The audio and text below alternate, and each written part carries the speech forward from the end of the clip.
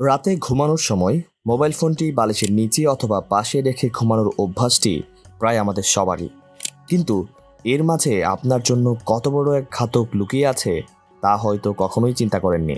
প্রত্যেক মোবাইল ফোনের network system চালু রাখার জন্য ব্যবহার করা হয় ইলেকট্রনিক রেডিয়েশন। ইলেকট্রনিক রেডিয়েশন বায়ুমণ্ডলে ছড়িয়ে ছিটিয়ে থাকে, যা খালি চোখে দেখা যায় না। নেটওয়ার্ক সিস্টেম শক্তিশালী করার জন্য দিন দিন অতিরিক্ত মাত্রায় রেডিয়েশন ব্যবহার করছে মোবাইল সিম কোম্পানিগুলো। প্রত্যেকটি মানুষের শরীরে মেলাটোনিন নামক একটি হরমোন থাকে। বর্তমানে 5G এবং 4G যোগাযোগ ব্যবস্থায় অতিরিক্ত মাত্রায় রেডিয়েশন ব্যবহার করছে সিম কোম্পানিগুলো, যা মানুষের মস্তিষ্কে সরাসরি প্রভাব ফেলে। ইন্টারন্যাশনাল ইমার্জেন্সি অন ক্যান্সার মোবাইলকে ক্যান্সারের সম্ভাব্য কারণ হিসেবে চিহ্নিত করেছেন।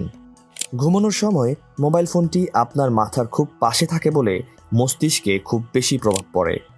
আপনার মেলাটোনিন হরমোন শরীরে কমে যাওয়ার ফলে দিন দিন ঘুম হ্রাস পাবে এবং দিন দিন আপনার মস্তিষ্ক দুর্বল হতে থাকবে, যার কারণে আপনার ঘন ঘন মাথা ব্যথা এবং আপনি বদমেজাজি হয়ে যাবেন। এই রেডিয়েশনের ফলে আপনার ব্রেইন টিউমার এবং ব্রেইন ক্যান্সার পর্যন্ত হতে পারে। বিশেষ করে শিশুদের ক্ষেত্রে এর প্রভাব অনেক বেশি হয়ে থাকে, কারণ তাদের ব্রেইন বড়দের তুলনায় অনেক পাতলা হয়। ফলে রেডিয়েশনের প্রভাব তাদের মাথায় অনেক বেশি প্রভাব পড়ে। অতিরিক্ত মাত্রায় রেডিয়েশনের ফলে আপনার শরীরে রোগ প্রতিরোধ ক্ষমতা কমে যাচ্ছে। মোবাইল ফোন নিয়ে এমনই সতর্কতা দিয়ে যাচ্ছেন ইউএসএ এর বিশেষজ্ঞরা। আর 20 বছরের নিচে যারা মোবাইল ফোন ব্যবহার করেন তাদের ক্ষেত্রে ক্যান্সারের সম্ভাবনা 10% বেড়ে যায়। নেটওয়ার্কের রেডিয়েশন এমন একটি ঘাতক যা আপনার শারীরিক এবং মানসিক দুটোরই ক্ষতি করে থাকে।